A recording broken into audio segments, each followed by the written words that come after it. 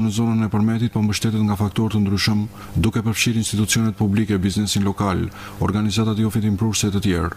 Organizata italiane Cesvi, e cila prej disa vite zhvillon aktivitetin në qytetin e Përmetit, ka bashkëpunuar me operatorët turistika apo subjekte të tjera vendase dhe të huaja për kthimin e Përmetit në destinacion të llojeve të ndryshme të turizmit.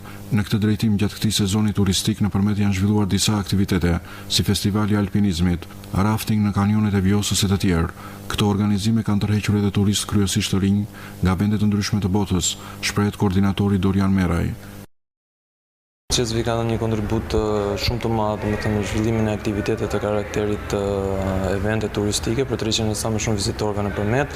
Puna ka filluar që në fillim në mars, kur kemi organizuar ditën e verës përmetare në mbështetje të grupit Slow Food, të konviviumit Slow Food të Përmet, dhe duke vazhduar më tej, duke mbështetur çdo iniciativë dhe aktivitet në lidhje me turizmin në rrethin e Përmetit. Të gjithë operatorët turistikë janë shikojnë me shumë vëmendje zhvillimet e fundit në Përmet si destinacionet e shumta turistike, gjithashtu dhe eventet e shumta që po zhvillohen.